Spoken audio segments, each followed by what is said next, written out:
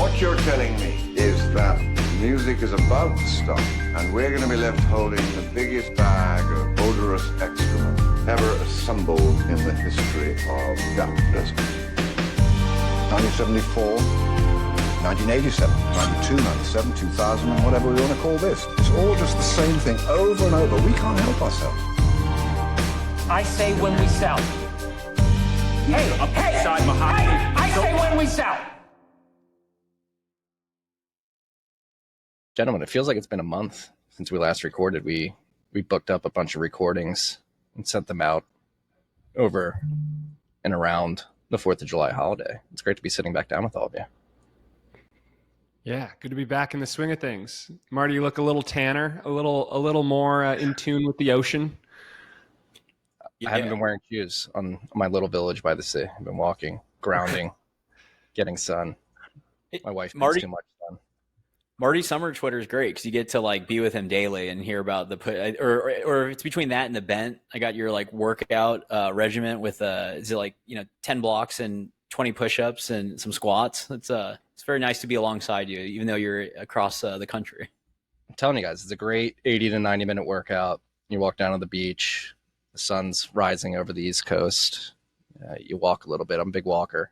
I've incorporated some wind sprints into it too, actually. I've read the stat that 95% of men after they reach the age of 33 will never sprint again in their life. And I don't want to be one of those. I want to make sure that I'm sprinting still. Wow.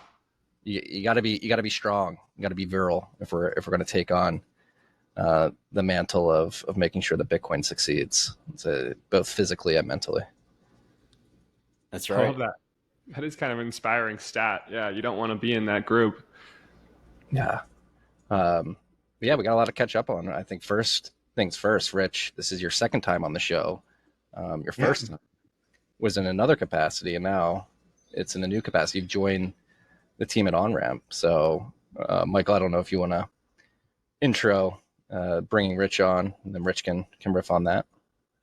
Yeah, we're incredibly excited to get back too. Like you said, it felt a little weird dusting the cobwebs off. I think this was the first time 2 weeks we didn't record. So excited to chat again and introduce Rich as the new president of Managed Wealth at Onramp. Rich's incredible experience we talked about on the last episode, and he'll talk more about it. Close to 35 years at Charles Schwab, really building out that practice. And the aim here at Onramp is really to bridge that gap between TradFi and Bitcoin. And couldn't think of a better person to come on to help us do that. So super excited to have him. Yeah, Michael's too kind. He likes to age me a little bit. I was 30 plus years at Schwab, not 35. Michael, come on, I'm old, but not that. But I'm delighted to join the entire Onramp team. I'm blown away with the intelligence inside of this group and the innovation and everything that Onramp is trying to solve for to advance Bitcoin into the ethos and get everybody on board to protect themselves and their families and potentially find a better way to store value of their assets and their hard-earned labor. And so, to me, working with a group that has such great purpose. And have innovative products and solutions that meet the needs of the individual investor, but at the same point in time, the institutional side of the equation. And I think we're going to chop up some of that today and talk a little bit about the various intermediaries and the progress that they're making. But that being said, I couldn't be more delighted to work with this group. It gives me such great energy, and I'm looking forward to collaborating with advisors, family offices, and individuals and institutions in any way I can to help them see a better path forward with the fruits of their labor. At Onramp, we believe that Bitcoin is the most important asset of the 21st century. The hard part is securing it right. There are shortcomings with keeping your coins on an exchange, but also with setting up your own self-custody arrangement. Onramp solves for these concerns. Our multi-institution custody solution maximizes security and minimizes counterparty risk, ensuring that your Bitcoin remains securely in your possession and provides built-in inheritance planning to ensure your family is protected as well. Onramp provides peace of mind for your Bitcoin journey, whether for your whole stack or for part of it as a complement to your existing self-custody setup. For more information, check us out at onrampbitcoin.com.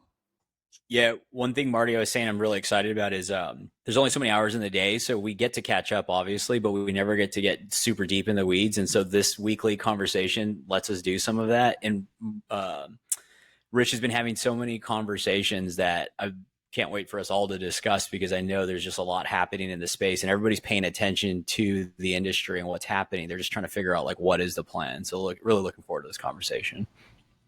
Yeah, and with that in mind, we're going to start with some topical news before we dive into the meat of the conversation around what's going on behind the scenes of the wealth management world as it pertains to Bitcoin. But we've had a few headlines come out in the last 24 hours that we wanted to touch on. I think we'll start with the inflation print today that came in around 3%, which was below expectations. And at the same time, as Logan just flashed up on the screen, we had the Bank of Japan intervene in yen markets. The timing of this was interesting. Almost seemed like the Bank of Japan had some inside knowledge into what the inflation print would be here in the US. So as you can see, the yen was floating upwards towards 162.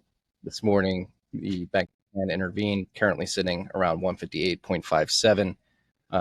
And I think the thesis behind this is with the low inflation print coming in below expectations, that is signaling to the markets that the Fed may be able to take their foot off the gas pedal in terms of their restrictive monetary policy that they've been putting forth over the last couple of years. And so, Jesse, I'll throw it to you. What are your thoughts, number one, on the inflation print and this Japanese defense of the yen? Yeah, I immediately go to, it's been interesting how they told us like 2 years ago that it would be higher for longer, and nobody believed it. I didn't believe it, because how can you put so much stress on the system, especially when we have such high national debt, and you're going to start to incur, now we're at $1 trillion in annual interest expense on the national debt. It just seems so unsustainable, and yet they managed to pull it off for a couple of years now. But that it's always been unsustainable to keep on that path, because of you can't just keep blowing out the deficits like this with the interest expense rising as that debt rolls over to new contracts at these current interest rates. And so that has to end. And maybe this is the beginning of them messaging, all right, now we're going to take our foot off the gas pedal in terms of restrictions. And yeah, I suppose after waiting for this for 2 years without it happening, I'm now incredulous that it's actually about to happen. But I think it is probably them earnestly messaging that, signaling in advance that this is going to happen, so that it's not a surprise to markets. But then, of course, it comes back to what assets do you want to be in a time when they're, implementing disinflationary monetary policy. And I think crypto, Bitcoin in particular, will do exceptionally well in that new environment. Yeah, I think we saw gold rally this morning on the inflation print and the moves out of Japan. But in the context of Japan, Logan, if you want to pull up that tweet, our good friend Gary Brode hopped in. Scroll up a little bit, Logan, there, to comment on the Bank of Japan's move. Every time they do this, it moves the exchange rate for 24 to 48 hours because it doesn't affect the underlying problem. The yen keeps sliding post-intervention. I suppose the Japanese government has enough dry powder to keep trying this, but it's not an unlimited amount. And then Lin responded, not unlimited, but making good points here. Number one, they can periodically break up short leverage to introduce two-way risks, slow down the exchange rate decline, and potentially hold off until the Fed begins trimming rates. So in terms of manufacturing a somewhat soft landing, and I think this would actually tie into Tom Mwanga's theory that the Bank of Japan and the Fed have been working in concert to sort of manage the health of each other's monetary systems.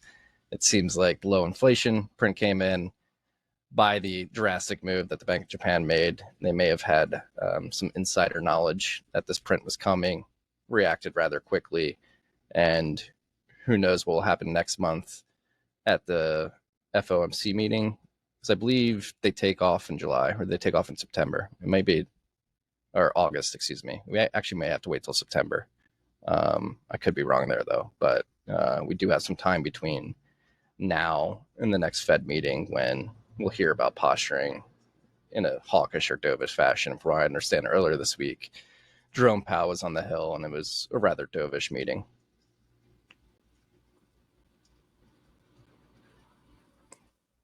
That. So what do we think? Have we solved inflation, gentlemen? I don't think so. Yeah, I think the goalposts are moving on that. Already have been. The pattern from the 70s was you beat back inflation, and then you relax on that, sort of the austere policies that helped do that. But you never get inflation back to zero or negative, which is what it really would have to do if you're going to stabilize and return prices to where they were at any prior moment in time. And then once you relax that austerity, the high interest rate policies, you've allowed the market to run again, and then pricing to creep up again, and people to take on more debt, and that's money creation, and the M2 increases, and now you've created the conditions for more inflation. The economy's hotter, there's more money in the system, and guess what? You have a next wave of inflation. That's what happened in the 70s. I think that's human nature, and I think it's just kind of how these systems work. It's a classic bullwhip effect. And so that's my base case for what's coming over the next 5 years. Yeah, I know you asked rhetorically, but there's structurally no bid for all these assets that historically had bid at a lower interest rate, which is the housing's the one that comes to mind, or just real estate in general.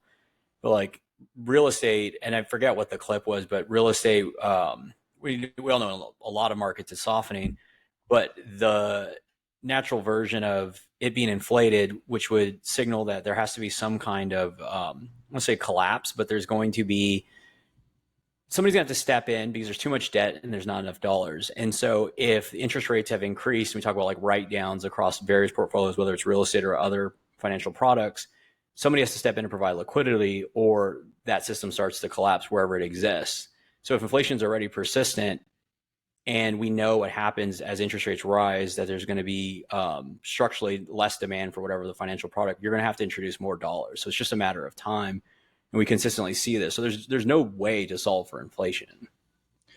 No, and I think I agree. It was a rhetorical question. I don't think inflation has been solved, but I do think the government has a good way of manipulating this data. And so it wouldn't shock me in the least bit if the CPI print is a bit manipulated at the end of the day. And another stat that they like to manipulate is jobs data. I mean, the big trend the last couple of years has been this downward revision of the jobs data months after the numbers are posted. People really don't pay attention to the revisions, but the job market is not as strong as it's been marketed over the last couple of years. And to your point about real estate, Michael, it seems like that's another obvious sector of the economy where the data is being manipulated. Logan, if you want to pull up the tweet that I just put in the chat, but if you look at the data that's coming in from home building, you have a 30% drop in home building, but there's zero change in employment of residential construction workers. And that simply just does not compute.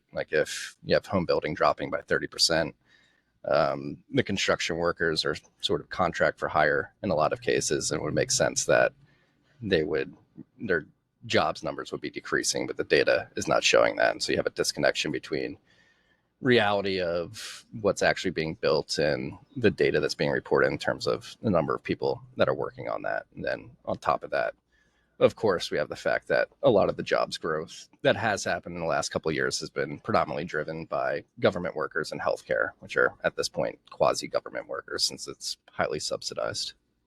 Well, and I think to the point of, I know it was rhetorical, but I think most people would agree that listen to this pod or Bitcoiners that maybe we structurally stop at inflation or we stay at par at whatever we would agree to today. We'll call it 5 to 15% real, but it's Actually, only going to. I was going to basically say it's only going to increase, which is like the thing that everybody has to know, and it kind of ties into the managed wealth and protecting people's value or their store value, is that it can only increase from here because of the way that the structure is set up.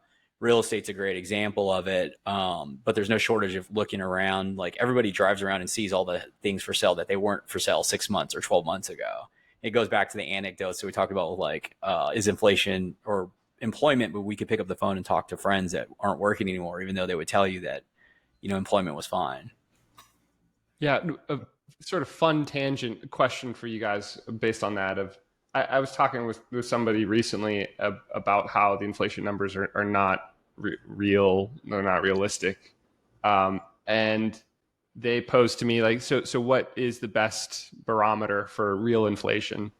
And I didn't really have a great answer, so I'm curious what you guys would point to. But I ultimately said, and this feels right, that the best barometer is the rate of change of M2 money supply, and that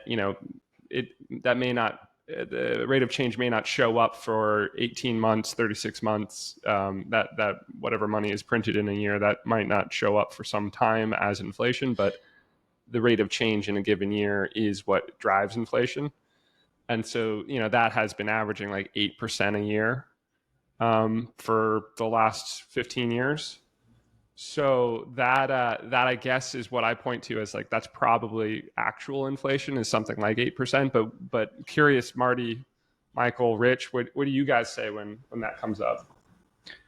I think Nobody asked.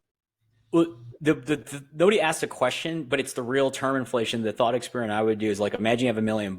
What is the decay year over year? And I would say it's probably closer to 15, and it's going to accelerate to 20% over the course of the next couple of years. And the decay is whether it's the house you want to buy, the hotel. Like anybody that travels, hotels are like $500 a night at like a minimum. I think that's the way to measure. It's like, what is your purchasing power, and reducing year over year if you pick a benchmark and you can get close enough. Because the phone gets cheaper. It's like what Saylor talks about, it being a vector. I think it's just nuance. That's why most people miss it. Well, Jesse, to your point about M2 monetary expansion, that is one of my favorite quarterly interviews I do is with Matthew Mazinksius, who runs the numbers on the global monetary base and tries to put Bitcoin in the position against other against other fiat currencies or against fiat currencies to see how Bitcoin is succeeding in becoming the world reserve currency, and globally looking at the expansion of the monetary base. I forget the time scale, but it's a multi-decade time scale. And I believe the stat is that monetary expansion on an annual basis has been expanding by 13.1%. Love it. Yeah. 13.1%. And my number was just US. So that would make sense. The 13% global inflation, that's horrendous. Yeah. And I believe it's either going back to the 80s or the beginning of the 2000s. But again, it's a multi-decade time horizon. So there's some truth in that data. Another thing I would point to, I'm not sure if you guys saw, but I think just the basket of groceries is a good barometer. And that video that was floating around of that guy who rebought his groceries on Walmart 2 years later, and it was up like 425% or something like that. Yeah, that's why I can't help but go back to the first principles, because I know it's important to talk about money supply and depending on the institutions we're talking to, explaining that. But at the end of the day, like to get to the very direct, like the amount of, I always think about what does Bitcoin do? It lets you buy more Bitcoins. It lets you buy more eggs every week than less. And the dollar lets you buy less. Like that's the net of it. And that's what people can understand. And that is the hardest being hit. Like everybody sees it, and I think we're all fine, but it's still insane when you see the grocery bill and you're like, holy shit, what's going on here? Yeah, right. I think I over exaggerate. I think it was like 2.5 times was the bill, not 4.5, but still. No, it might have been 3. I think it was high. It was closer to 4.5 than the 2. It was pretty significant. That you're talking about the one where he rebought on like on Walmart, which is supposed to be the lowest cost producer in the U.S. Yeah, but those money hungry grocery stores, that 1% margin is right. That's what people forget about grocery stores is that is not a business where they're marking things up. They're in severe competition with other grocery stores, and they have a 1%, 2% markup. That's it. That's all they can sustain, and they just make their money by massive volume.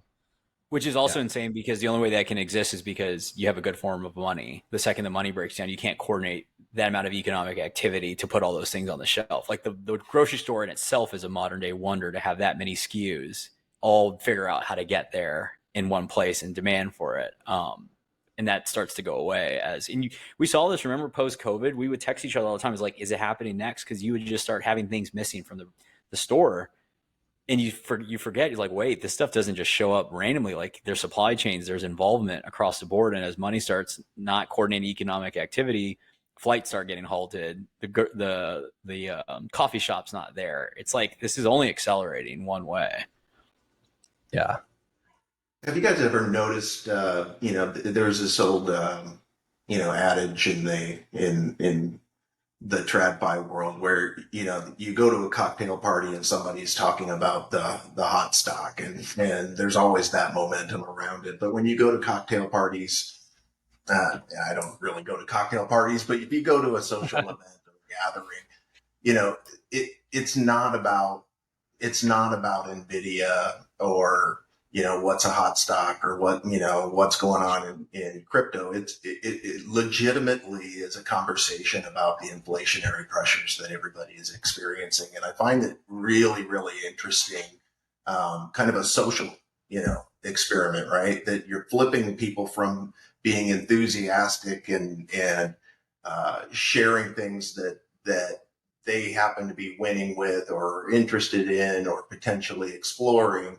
And the conversation is shifting to maybe some of the more painful things that people are experiencing. And that tends to be, at least in my circles, and I find it kind of an interesting little twist that inflation and the cost of groceries or cost of energy, or whatever it may be, seem to really be affecting mainstream and everyday conversations in such a way that, I find absolutely fascinating that, the enthusiasm of growth is being outweighed by the pain that people are experiencing on a day-to-day basis. They're watching their discretionary incomes, somewhat vanish in their ability to save or invest, disappearing from them along the way. And it's a difficult situation for us to all be dealing with, but I find it the interesting conversation of the day, to be honest. I see that in my life too. Anecdotally, it's not cocktail parties, but it's the mothers on the beach who do all the shopping, and they're just complaining about it. Like, oh my gosh, I can't believe what it's like going to the grocery store these days. But that's such a profound observation there, Rich. That the psychology of our country, of our world, shifts from one of growth and optimism and planning for the future to defensiveness and fear and panic about how do I maintain my quality of life when everything is getting more expensive around me. And that seeps into our politics. It seeps into our family structures. It changes everything about the discourse in our civilization. And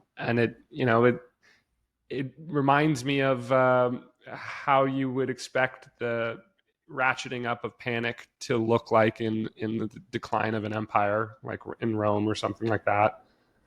And that the only panacea for it is to switch to a monetary standard where you start getting more every year for your money, a deflationary money like Bitcoin. And that, it puts it puts into context the stakes of what's at hand here. When you're talking about the accelerating decay of fiat money because of all the circumstances around it, and the only lifeboat and the escape hatch is Bitcoin. But that escape hatch, that lifeboat, makes your life better every year that you are there. It puts into sharp relief how important this this technology is and how important getting out the message is, so that we can shift the narrative and the mood, the overall climate, back to the sort of mentality of growth and optimism for the future that we believe is fundamentally American, and we're sort of watching that slip away. It's I really like the. I don't know, Marty, if you know who was behind the "Thank God for Bitcoin" video, but like that was a really cool trailer that came out because it showed it wasn't just like white guys in America talking about Bitcoin. It's like everybody's impacted by this situation, and buying Bitcoin supports, and it just has a different like anchoring point when everybody's saying the same thing, because you're like, wait, all these people are crazy. Like what's happening here? And I think that's going to be a big like movie to get. I don't know, is it a documentary or movie? I think it's a documentary. Yeah. And I don't know if it's gonna be on Netflix or whatever, but it seems very highly produced, so I wouldn't be surprised if it ends up on one of the big streaming platforms. Yeah, that'd be great. I think they're like about to release it for free, or something. There was something about that. I'm not sure, but this provides a nice natural segue into like the Bitcoin topical section of the show. Let's start off with bag fumble of the week. The German government has dumped more than 30,000 Bitcoin in the last 7 days. Yeah, I think they started unloading on the 4th of July, which was probably pretty terrible timing on their part. But they had at one point, I believe, 49,000 some odd Bitcoin that they had seized from illegal operations. And for some reason or another, they started dumping that Bitcoin in the middle of June. And in the last week, they have really accelerated the pace at which they're dumping Bitcoin, as I mentioned, selling more than 30,000 between July 4th and today. Is the German government forsaking the future of their country? Unwittingly, yes, I guess they are. Yeah, they, everyone thinks that Bitcoin should be dropped like a hot potato and you should lock in your profits until you discover what Bitcoin really is, and then you want to reverse course and drop the fiat money that you're holding and cement it into Bitcoin holdings. Yeah, this, I think it's just classic that nobody understands Bitcoin, especially not a government apparatus. And they will look back on this the way people look back on their missed opportunities to buy Bitcoin in 2012. That this will just be one of those things that the German government, well, I guess the reality is that nobody will feel accountable for it by the time that they collectively realize they should have held on to this Bitcoin. It'll be like, oh, well, the people who were in power 10 years ago did that. It wasn't my fault. I'm not responsible.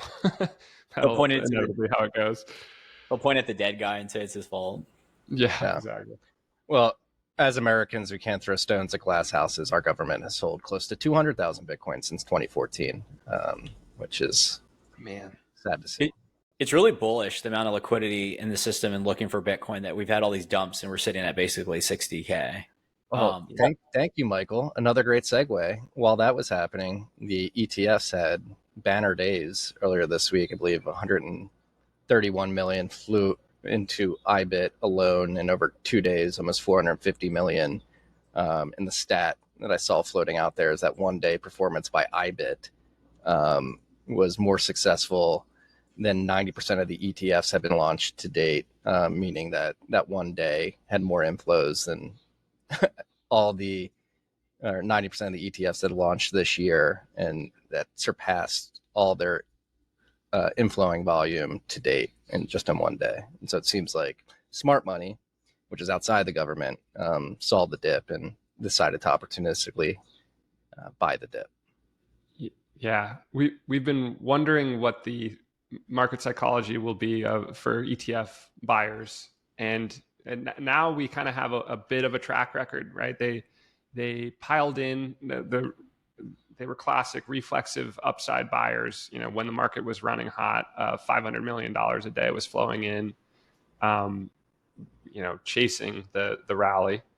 And then when things softened and started to go down, there were mild net outflows, but and which is sort of what you'd expect from like typical human psychology and market participants. That basically, just all that to say that the ETF buyers are people.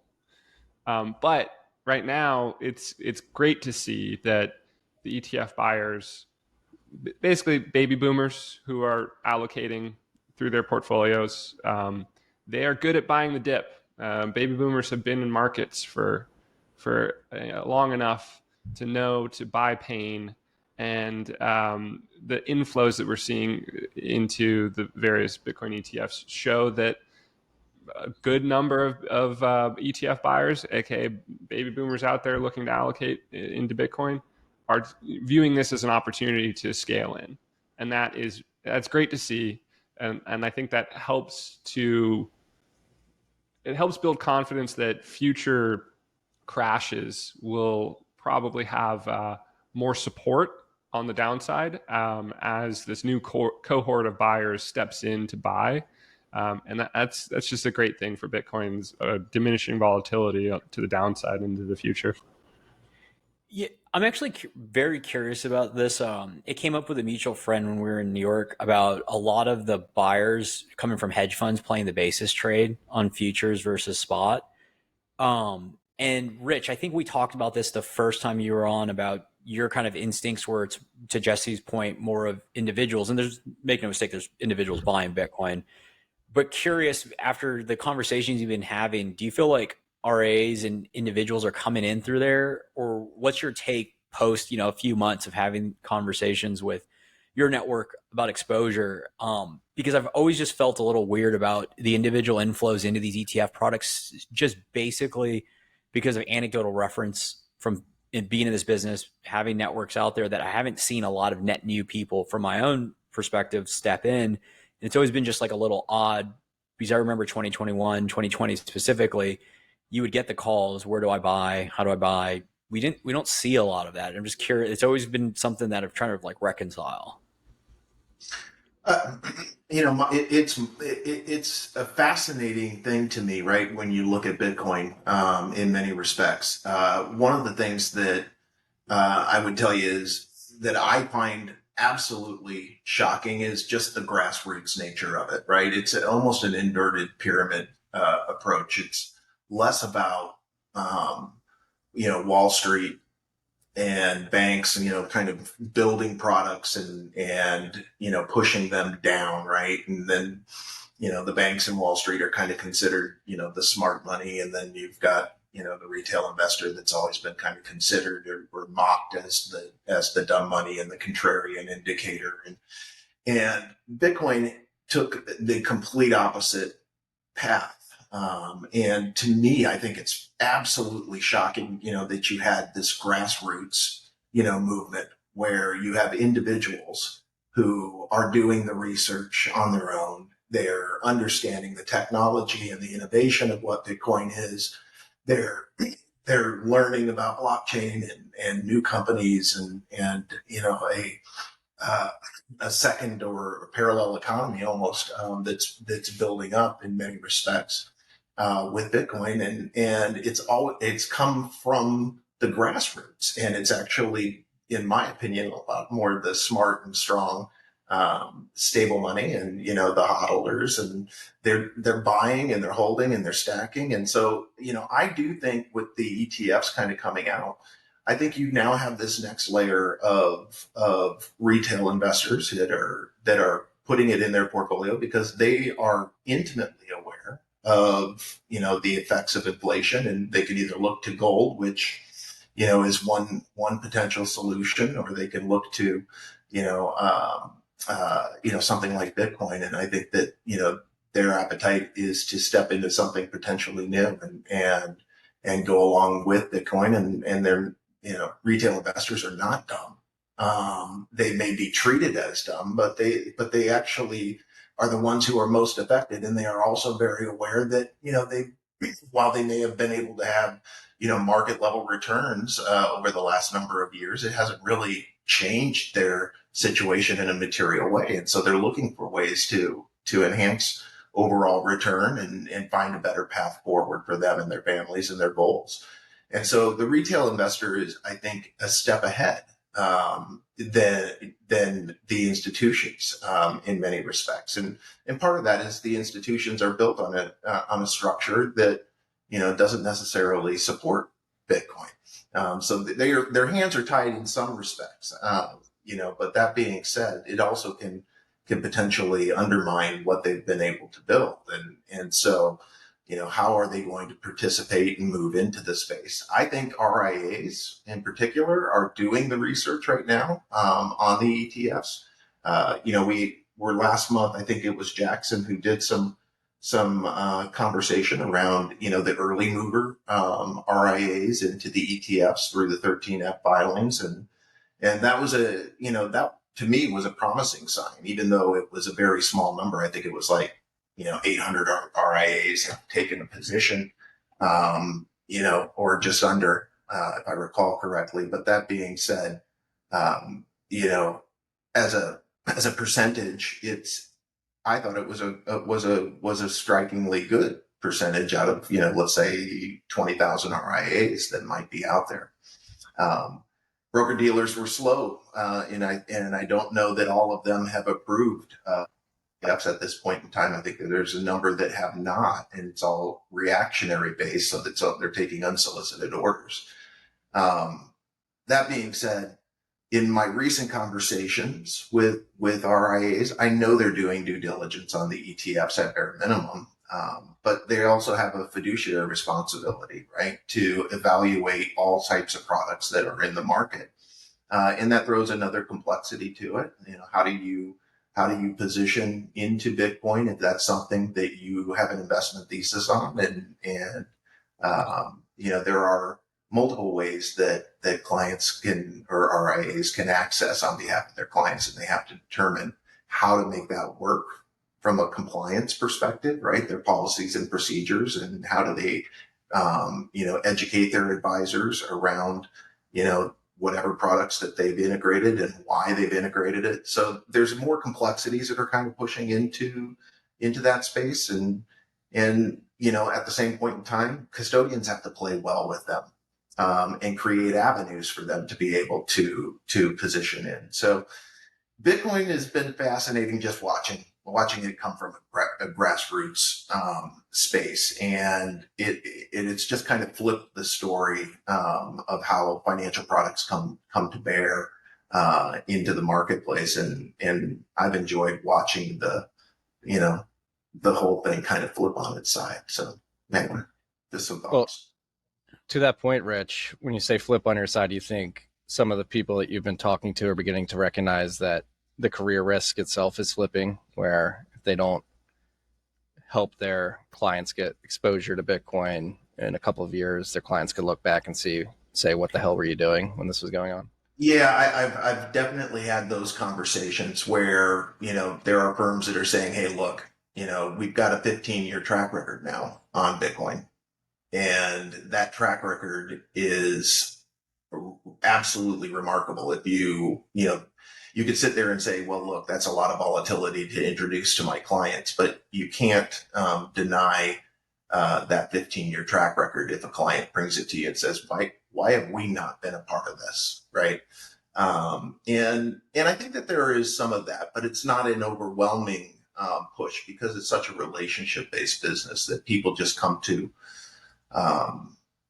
really value the person that they are working with and trust the person that they are working with, and they've gone through, countless number of things together. And so, there's a pass that has been given to a lot of financial advisors in many respects, right? There's not this overwhelming, hey, wait a second, why are we not exposed to the top performing asset over the last 15 years whatsoever at any point in time? And, to me, I think that that's a difficult question to have to answer to a client, right? You might say, well, geez, it's volatile, or there's not enough liquidity, or whatever, you're going to tell somebody. But the reality is I don't know that those arguments hold up as we kind of face the challenges that we spoke of earlier, right? That people are feeling a degree of pain or pessimism about things in general.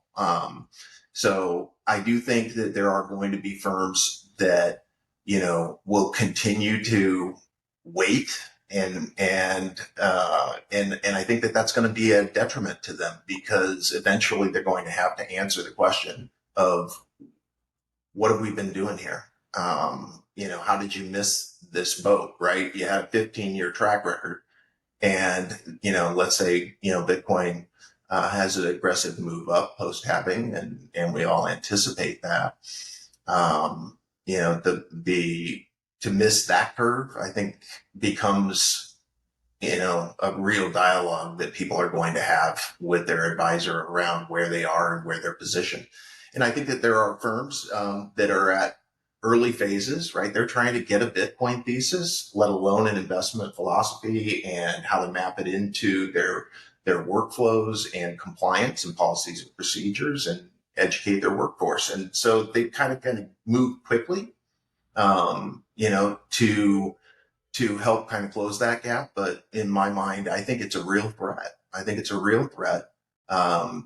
Because we've been in challenging spaces where people have been a little bit more short-tempered around things, whether that be political or just because of their financial affairs being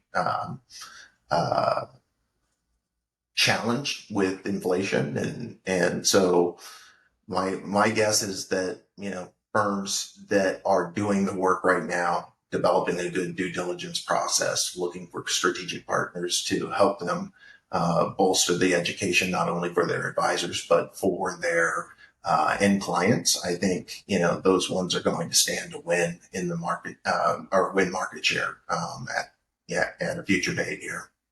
Does your Bitcoin custody setup keep you up at night? Maybe you still have coins sitting on an exchange worried about hackers. Or maybe you've set up your own self-custody but don't feel safe with your Bitcoin savings stashed on a little plastic device in your desk drawer. Gain peace of mind with Onramp and our multi-institution custody solution. Here's how it works. Onramp creates a dedicated multi-sig vault just for you. 3 separate institutions each hold a key: Onramp, BitGo, and CoinCover. But none can move funds unilaterally. Instead, only you have control over your coins. With Onramp's multi-institution custody, you'll sleep better at night knowing your Bitcoin is stored with best-in-class security on-chain with fault-tolerant multi-sig. If you believe your Bitcoin is going to be worth a lot someday, don't jeopardize that future by exposing your coins to hackers on exchanges, $5 wrench attacks in the real world, or perhaps most importantly, the risk that you might screw something up with a highly technical self-custody setup. Onramp's multi-institution custody eliminates single points of failure, reduces your personal attack surface and technical burden, and provides access to financial services that allow you to confidently secure your Bitcoin, including inheritance planning, insurance-backed warranties for all balances and transactions, low-cost trading, and more. Bitcoin is a once-in-a-species asset. Secure it right. Learn more at onrampbitcoin.com. And Marty and Jesse, I think that's what's basically bringing up the basis trade is more of a bullish statement that most people aren't here yet. Rich's statement on Emergent is across the board, because it's Emergent with RAs and pensions, in the sense that it's the ones on the outer edges that are starting. And anecdotally, I talked to one that said that from an SEC perspective, they were required. I don't know if this is by jurisdiction or how it was set up. For this particular RA, they had to fill out 10 pages of disclosures and a bunch of things that they traditionally wouldn't have to do for a regular or any other asset that they had to. And the reason they even did it was because they had somebody internally that was the internal, the advocate that was basically pounding the table saying, look, we need to get our clients exposure. They were willing to stick their necks out and spend the time to do this. But I think that's a big, I feel personally, there's a misnomer of that we have a bunch of net new capital coming in, because the other side of it is there is individual buyers buying in their personal accounts, but most wealth that we know or people know is managed by someone else. And those other advisors still need to get the green light to add it to their buy sheet. And so that's that dynamic. And then the pensions on the other side, because we talked to them and they're like, oh, that's interesting. SWIB did that thing. We're looking at it, but that's still crazy. We need more to come in.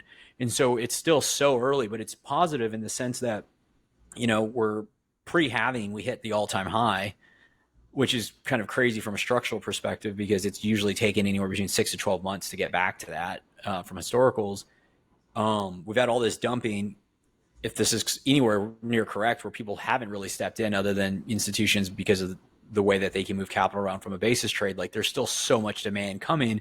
It just takes, to the point Rich is sharing, a lot of time and efforts from an education perspective to basically say this isn't rat poison, this isn't snake oil, and there's different ways to custody it that it won't go up in smoke based on what's happened the past 15 years, because that's a big part of this. Yeah. Yeah, but it's interesting also. Let me just kind of piggyback on that, because I think I really do think the SWIB move, and for those who are not familiar, right, we're talking about the Wisconsin pension and their allocation to Bitcoin. I think that while it looks small as a relative size to what SWIB is, it was a very, very interesting move. And I think it captured the attention of a lot of pension plans because we certainly have had more conversations internally with pensions on our side, looking for ways to potentially integrate Bitcoin, albeit early, right? But when SWIB made that move, SWIB's a huge pension in the United States. Is it, $170 billion pension plan. And I think that they committed 170 million into Bitcoin. And while that on a percentage basis is very, very small, it woke a lot of people up and said, wow, okay, that's a well-run pension plan. I think they were, correct me if I'm wrong here, Michael or Jesse, I think they were 99% funded. And so it's certainly a well-run plan, and it's a sizable plan. And so they were in a position to make a long-term investment decision, with Bitcoin in that situation. But that certainly puts pressure on pension plans that might be, terribly underfunded and being in a position of maybe 55, 70%, funding levels on their pension plan. So I think it woke people up. It certainly is making them, start mobilizing, and they will develop, really meaningful due diligence programs, to evaluate the best way to enter Bitcoin, and then more importantly, secure that Bitcoin for those who stand to benefit from the pension plan. Yeah, something that will get everyone excited real quick. I want to share with Jesse, because I think Jesse might have seen this, but Marty.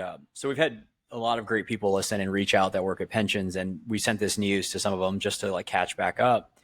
And one of the, without obviously naming the name, he basically, this is his excerpt that he sent, because this is just a really important shot across anybody paying attention to this asset class. He said, "I see that Wisconsin is 23rd in terms of GDP, yet their gross pension size sits in the top 10 next to expected California, New York, Texas, Florida." So the takeaway for me was this: the state of Wisconsin has a well-funded pension system due to their long-term continued prudence of achieving sustainable investment results, while also appearing to have not been kneecapped by events such as the dot-com bubble or subprime mortgage bubble, resulting in them having more funds than other exponentially larger states.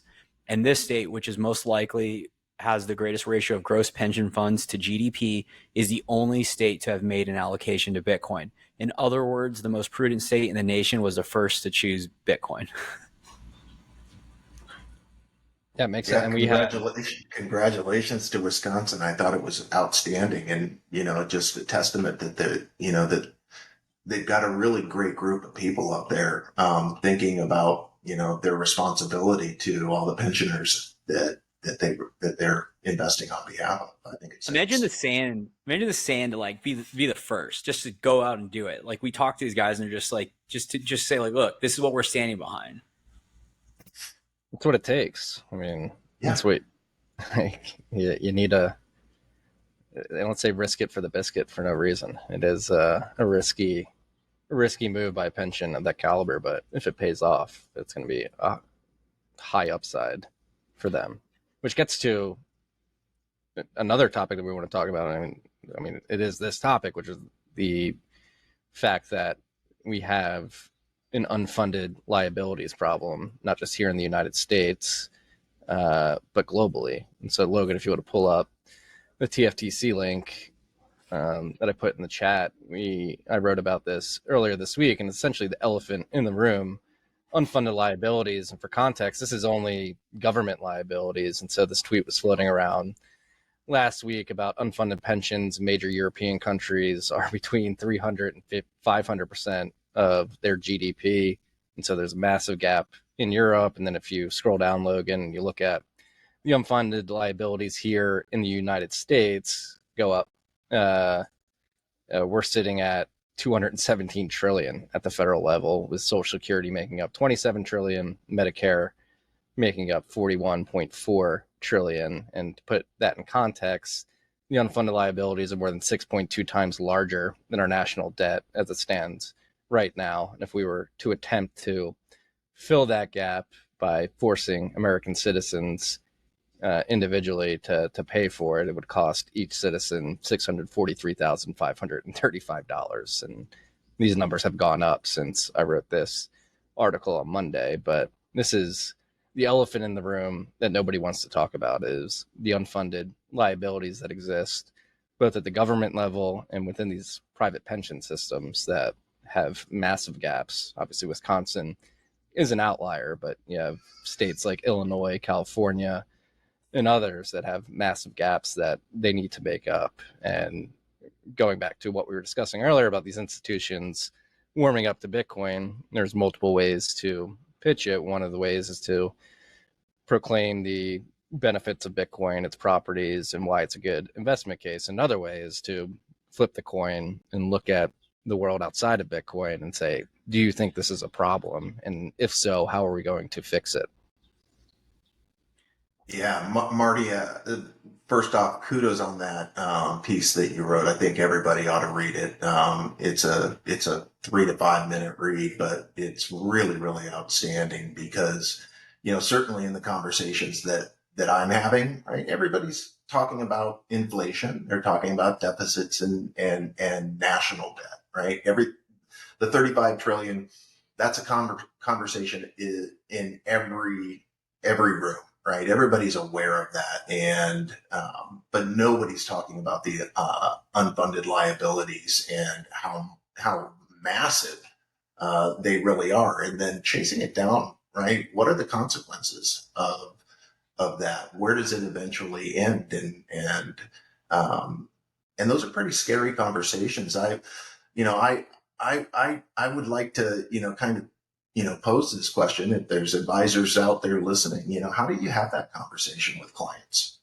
How do you discuss not just, inflation and how to try to maintain, your portfolio and position it to take care of inflation, but, then, pushing it into deficit and debt, national debt conversations, and then chasing it down one more layer, right? Which is the unfunded liabilities that are existing, not only in the United States, that will cause, some concerns for investors and have, in potential, dire consequences in terms of lifestyle and or, preservation of assets. If I'm an advisor, I know that one of my number one things that I'm entrusted with isn't just the relationship management. It's being entrusted with, ensuring that this client, preserves their wealth and their capital, everything that they worked for, right? That's something that is, a common conversation in the planning and why, advisors exist. So, if that these, looming concerns ultimately come to roost, how do you position? How do you protect that wealth for clients?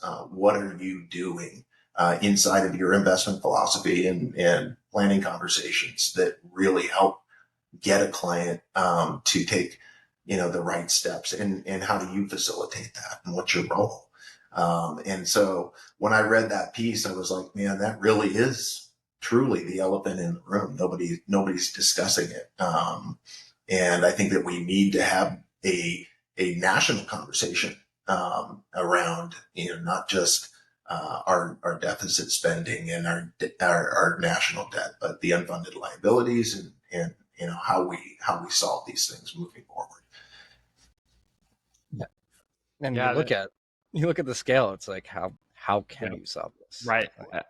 I don't think you can. I think those off balance sheet liabilities, if you pull them onto the balance sheet, your debt to GDP is horrendous. It jumps from 130% to I don't even know what it would be, but Above 700%. Yeah, something. Like you're well past the event horizon, being sucked into the black hole of what's possible to get out from. And that's why they're off balance sheet, because we've I guess they cleverly did that from the get-go to make it look not so bad. And yeah, I remember looking at the unfunded liabilities 4 years ago, and the number that I remember from then was 183 trillion. So, your numbers, Marty, show that that's jumped almost 40 trillion in 4 years. That rate of change is outrageous and impossible to recover from. The only option is to, default on those obligations in some way. Well, yeah. There's two routes to default. You overtly default, which is politically untenable, or you just completely debase the currency, which is, I think we all believe, the most likely outcome to quote unquote solve this problem. Well, the thing that's scarier than that nobody talks about is even the funded liabilities are screwed. Like, it's the same concept of 5% or whatever the target yield advisors feel comfortable in giving their client from a risk-free rate. That's not the real return. And so when they have to, the quote unquote funded, when they have to go and give the pensioner or whoever it is their money, let's call it 3 years from now, the 65,000, like, what does that buy you? That's the funded. Like, it's not the benchmarks aren't there from any respect of like, okay, so I'm promising you X in the future state. We talked about the structural problems. The only way to get out of it is you have to put more dollars in the system or it collapses. Like, that's without question. I think we're all there. So even the real or the nominal like funded liabilities, again, in a future state, if I owe you 65,000 or maybe it's 60, and then you include whatever CPI is, so plus 2.x% that they measure, you're buying basically nothing at the time you get that if you're funded. The unfunded is obviously like crazy, but nobody even talks about the funded liabilities. And on the micro example is like the advisor with the 5% return. That's the natural thing that comes up if you talk to anybody that like has some wealth. Their advisors putting them in. We talked with our guy from eBay, Mason. He's like, talked about their treasury as 5 different ways to make 5%. But like, that's not keeping you at par. That's probably keeping you still losing 10% year over year. Yeah. And it's just a hard thing. It's a hard thing to talk about because it's just like, wait, what are you saying? And it goes back to like what Jesse said about like, how do you measure inflation? It's like, well, if you have $1 million or 100K, what does it buy you next year? And then the next year after that, that's how you can start to discern like, what is your hurdle rate? So you're not going backwards. And that's the big trick everybody's been played. It's like, oh, if I get the 5% instead of 1, so I'm okay because it's a little more expensive, but nobody really does the math at the groceries and the event and the holiday. And then it's like, wait, I'm losing a bunch more money than I thought. And it's not until you're basically over levered in credit cards and you're missing your mortgages, which is happening. It's just not happening at the rate of the people we know, but it's only one direction until somebody says, oh, I just need to like store in a better form of, value. And this is also on the business side, which is really sad and crazy because you have deflationary tech like AI that's disrupting businesses and all the things happening coupled with inflation. And you're just kind of like, there's a lot of pain everywhere. Yeah. I know we said there's really only 2 ways to default, overtly or via money printing. But Rich, to your point, like a national conversation, it's like, how do you even begin to have that? And what does that conversation look like? Is it, hey, millennials, Gen Z, you got to pay into this, but you're not going to get it up to this year. You pay into it up to this year, and you did your part to make sure that your parents and grandparents had some form of comfortability in the later years of their life. But you're on your own. And that's a hard pill to swallow. But if we're being rational about the gravity of the situation, the magnitude of the problem, it's probably got to be something like that, I would imagine. I think it's like the classic arc of any Ponzi scheme, really. I had a finance professor 15 years ago who quite rightly hammered into us that if you remember one thing from this class, remember that you won't get Social Security. Your generation won't get Social Security. He was making the distinction that, the boomers are going to get Social Security because, there's enough left in the system to make that happen. But at some point, it's impossible for the payouts to continue. And we will have overpromised, and it just won't be possible anymore. And then the Ponzi scheme falls apart, and suddenly, yesterday people were getting what they were promised, and then today they stop getting what they're promised, and that's how a Ponzi scheme falls apart. It's all at once when it happens. And the point of a national conversation, like no politician can ever bring this up and say we should seriously consider, we should seriously address the issue of these unfunded liabilities, because one, the electorate has been conditioned to not even think about it. This isn't, there's no financial sanity and rationalism out there. There's in the discourse, and so this is like bringing up, there's a meteor coming towards Earth, and it's going to destroy us all. So let's talk about it. When everybody's been told, don't worry about it. The meteor is not an issue. It's not going to be a problem at all. There is no meteor. Well, so it's impossible. I would push back on that a little bit, in the sense that, I do agree that the politicians are worried about it, and it's the third rail, probably the largest third rail that they don't want to touch. But I think, at least among my circle of friends and acquaintances in the millennial demographic, I think we're all pretty much in agreement. Like, yeah, we're never going to see Social Security. I think people that are our age recognize that. And so, like, that opens up the opportunity for the conversation. It's like, all right, let's rip the Band-Aid off and have this conversation. We've got 30 more years of working in the economy so that we can pivot and adopt a different plan to make sure that we can retire comfortably. Like, I think the opportunity to have the conversation is pretty large, considering the fact that I think millennials and Gen Z have already sort of written off that they're not going to get Social Security at the end of their life. Yeah. Well, maybe we'll have that conversation when Nancy Pelosi stops getting reelected. Like the electorate continues to be weighted towards the older generations. And once that shifts, maybe we start having a productive conversation. I just had a really awesome idea. What if, like, there's the politics, and we'll hopefully figure that out whenever they're all gone. But what if, no, seriously, like, I don't know what they're going to do, but what if, like, businesses that we could do this, where you employ somebody and then you effectively do a match instead of 401k, but it's BTC, and then you lock it up for X. So you basically require, it's a way to improve employee retention, but also take care of them like how it was supposed to be. And then you lock it for 4, 6, 8 years, whatever. So the person has to stay with them to get the match. But even if they don't stay, they still own the money that they put after taxes or however it'd be managed. But it's this notion of, like, you talk about this a lot, man. Marty's like, who's going to save us? Like, we have to save ourselves. And this idea of infusing what was a practice that we led to the government, we can do in the private sector and have people save. Because everybody knows once people start stacking, like, it only generally goes one direction, because everybody starts looking at, well, why am I buying X when I could just, the purchasing power or the increasing growth. It's an interesting thing that could, like, I know it'll happen because it makes too much sense. Yeah, it raises, I mean, it's a total shame that Bitcoin is the perfect pension asset, and pensions are not prepared to accept that or recognize that or seize that opportunity. But, pensions are either defined benefit or defined contribution.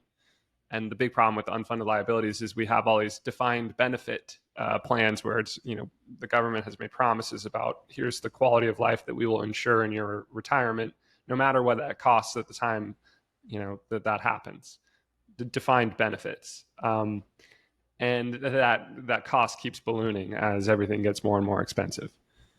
But with Bitcoin, you could do like a defined contribution. That's what you're talking about here, Michael. Of like we will put in sats, in this regular scheduled plan, and that purchasing power stored in Bitcoin will grow over time, and then when you retire, you will get to collect based on whatever that has become. Yeah, and we match them. That would be a perfect pension asset. Yeah, and you match because ultimately you're doing two things. If you care about your employee, like you want them to have a better quality of life. So them seeing their balance increase means that they're better. But then ultimately, everybody knows churn is costly. So if you have them satisfied and you increase the relationship from like matching, and you just structure it the right way, it's a win all around. So even if it comes out a little bit more from a year over year basis over the long enough time frame, you're gonna like have that employee longer, which is historically the opposite of what happens right now. Everybody just kind of like jumps around. They're looking for the marginal 5% year over year pay bump, or they're not fulfilled. But if you can match like the happiness at the employment coupled with the long term, where I think, and I don't know this, but I know that it existed where somebody worked at Ford or whatever, they worked their whole life and they got their pension. Like you can start to bring that back versus kind of where we're at today. And Marty, this is actually randomly timely because our friend, you can probably describe it better, but that tweet with Cardone about this whole thing about the 401k just being effectively like a giant Ponzi. Yeah, and not only that, but people who are piling into 401ks completely misunderstanding the tax ramifications of the 401k in terms of not understanding. They think it's like a tax-free vehicle, which it is on the way in, but on the way out, you have to book that what you cash out as income and then pay taxes on it. And you lock that capital up and it's buying you much less than what you thought 30 years later, which is the whole point. Like it's supposed to do the opposite. Yeah. And so the opportunity cost of funneling into a 401k that's funneling into all these assets, they're losing purchasing power over time against Bitcoin. And that's a very steep opportunity cost over a 30-year period. Sounds like somebody should do this. Sounds like we're starting the conversation now. Again, they're not going to save you. We got to save ourselves. So we're starting the conversation here on the last trade, and I expect it to pick up from here. This is honestly. Let me ask you guys. I mean, I know that the whole theme of this feels a little dark, right? Because we're talking about substantial problems in the world, and but while that is the case, right? I know each of you are just tremendously, optimistic about the future, and it's largely, that's that beautiful thing about Bitcoin. I think that if you didn't have something like Bitcoin out there, would you still feel the same level of optimism? Not a chance. Like, I'm an incredibly optimistic person about the future. I've always been that way. I believe in positive steps and progress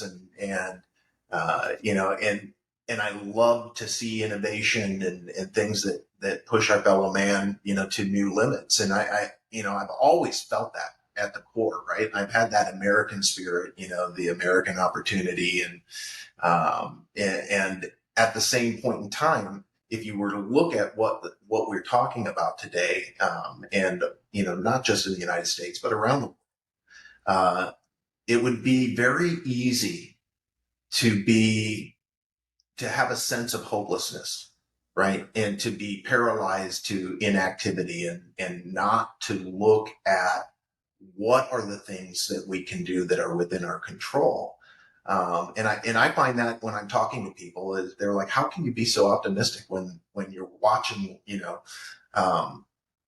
the absurdities of the world today and the challenges that we face, whether that be, with, wars in sprouting up all over the world, frankly, or if you're looking at unfunded liabilities or national debts or collapsing currencies or censorship or all of these bigger issues, right? I think people get a little bit fatigued and down, but I remain optimistic, and the whole reason why, to be perfectly honest, is I can take actionable steps. There is an escape route. And so, while this call just, is hitting on some really, really challenging conversations, and I'd love to see more and more of them, to be honest. I think we all probably feel pretty optimistic about, what can happen and what we're capable of doing because we see a pathway. Absolutely. Yeah. I mean, thank God for Bitcoin.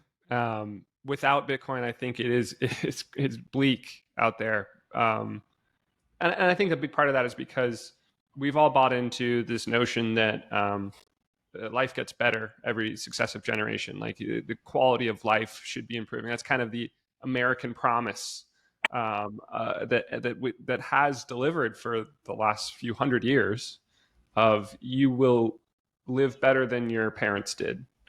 And that's because of technological progress and capitalism making things better over time. And for the millennials, it's a rug pull because the baby boomers lived very well, and a big part of that was by racking up debt. So they were living beyond their means, and then that bill is coming due. And the millennials and Gen Z and the generations after that are looking at a future where their quality of life, their standard of living, will be worse than their parents, and that is a blemish on the American social contract. And it feels like it feels bleak out there because everyone's searching for, how do I make my life better? How do I deliver on the promise that we were told when we were growing up that life will keep getting better, and yet the circumstances of life keep getting harder and harder and harder. And so the gap between that expectation and the reality continues to grow for the younger generations, and that's so discouraging. It's so the amount of despair that creates is remarkable. And then there's Bitcoin. So Bitcoin is the way out of that, the way to create a better life by storing your purchasing power in a savings technology that grows in value over time, and is a tailwind that helps lift you out of the headwinds that our society is facing. I come back to the pensions aren't ready for Bitcoin, but individuals can be ready for Bitcoin. And the reality of it is you have to be your own pension. The Social Security isn't going to be there for you when you retire if you're a young person. So you have to take control of your financial destiny and save in Bitcoin if you can today, and be your own pension, because nobody's going to be there for you probably to provide the kind of promises that have existed in the past. So it's up to the individual to manifest their own destiny. Yeah, we can do it. I think we're starting the conversation here. It's important. We can't wait on the politicians to start it. We got to start it ourselves. And I think, again, really anchoring to, let's have it now, while older millennials have 20 years left to work, ourselves 30 years, hopefully less, Gen Z 40, 50 years. And let's just rip the Band-Aid off and have these hard conversations, because it's the elephant in the room. It's the stereotypical head in the sand conversation that nobody wants to have. And it's you're looking at a wall of $217 trillion of unfunded liabilities just on the federal side. And it's that is a massive problem. It's isn't that one of your estimations for the total value of global assets? Isn't it somewhere in that range? Yeah, I pegged it at 900 trillion, but yeah, you're talking about a material percentage of the world's more, assets. more than a Just quarter. less debt. Yeah. The It's the one thing, Rich, like I know you called out kind of some of the things we talked about. I think we probably talk about a lot of the maybe don't talk about a lot of the negative, but we call it out because it needs to be jarring, right? People get like lulled to sleep in a lot of these things, and before it's too late. So I think that's why we highlighted. But I think what everybody shared here is we're insanely hopeful and excited because like you're a great example of this. Not to put you on the spot, but somebody that spent their whole career dedicated to this altruistic version. This is when our conversation started of helping individuals preserve their wealth. And Schwab is at the pinnacle, was at the pinnacle of that. But things change and technology gets introduced. And if people don't move, then people have to move. And they have to support and people have to stay principled. And the most bullish thing I've seen that, you know, Jesse and I building this business or just involved, and I know Marty sees this all the time, is you cannot lose if the best minds are working on something. And that's effectively what is happening year over year. And you coming from all that experience coming into this ecosystem to help to the point, bridge that gap and educate is how we get there and how we get far. And so like, we can't do it without individuals like you and without bridging the gap, which doesn't get talked about enough.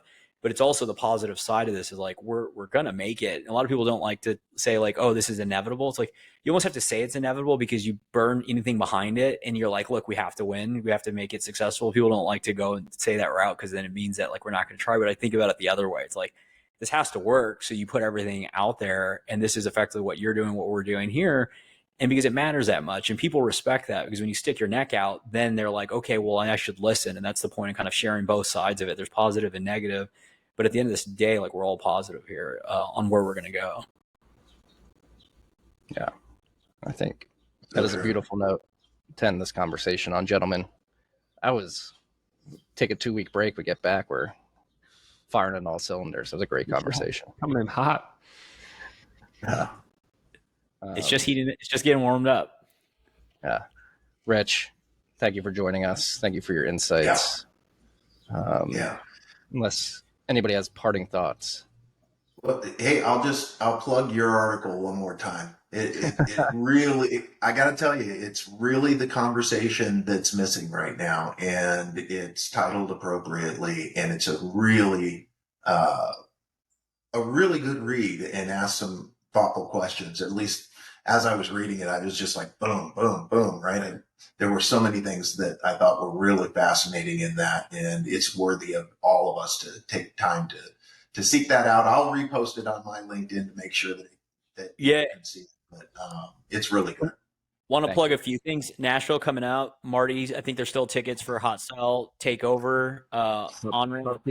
Pubkey.bar/RHR. Pubkey.bar/RHR. Onramp is going to be in full force too. We'll have a bunch of stuff on our Twitter. And then Rich and Mark Connors have a new show coming up next week, The Wake Up Call. Rich, do you want to share a little about it? And that you are Gen X, not is Gen X, right? Yeah. I got in trouble in a meeting. Yeah, when I say mean stuff about the boomers, it's not about Rich. That's right. I'm a boomer. I'm Gen X. I want to make sure everybody understands that. But no. I think it's going to be a lot of fun. To be honest with you, Wake Up Call is a collaboration with Mark Connors, who worked with 3IQ, Credit Suisse, other folks, and he's a global macro guy. And he's just he's a hoot. He's an enjoyable person to listen to talk to. He has tremendous perspectives that I think add value in the institutional space. Not only institutional, obviously. I think a retail investor would certainly benefit from his insights and things that he brings to the table. But that being said, we're going to kind of chop it up and talk largely, to intermediaries, people that are, advisors and family offices, whatever it might be, pension plans. If they want to join, they're welcome to. But our goal is to really kind of talk a little bit about the threats and opportunities that are presented with Bitcoin in coming in the way that it has and growing the way that it has. And how do you think about capitalizing on those opportunities that are there. I think that there's plenty of spaces for custodians and RIAs to win. I think they just need to figure out their path and build the competencies in order to support a Bitcoin world. And so we'll talk about the opportunistic side in the intermediary space, but we'll also discuss what are the challenges, right? What are the risks that you face if you don't develop a thesis in this space? One of the biggest pieces, right, is every firm is looking to be the trusted advisor to their clients, and they care deeply. They care deeply about their clients. So if that is the case, what's your stance, and how are you, preparing your clients for, potentially difficult times, and how do you bring Bitcoin forward? Because as Bitcoin continues to grow in price and adoption in the retail space, and if you're not there, then clients are going to seek out somebody that does have a point of view and answers in terms of how to kind of move forward. So my goal is, with this, is to really kind of speak to opportunities and threats and build that ecosystem inside of every single firm out there. You could go as far as say that they need a wake-up call. They need a wake-up call. We all did. Some Awesome. of us get it sooner than others. That's it. Yeah. Not sure if you can hear it, but the kids in this house are on their way back from mascot school at the beach. So before the background noise gets too crazy here, I want to thank you, gentlemen. It was a great conversation, and we'll do it again next week. Thanks, Marty. Thanks, guys. Have a good one. See you guys. Thanks for listening to this week's episode of the show. If you found the information valuable, please share the episode with a friend or leave a rating on your favorite podcast app. All the links we discussed in today's show will be in the show notes inside your podcast app.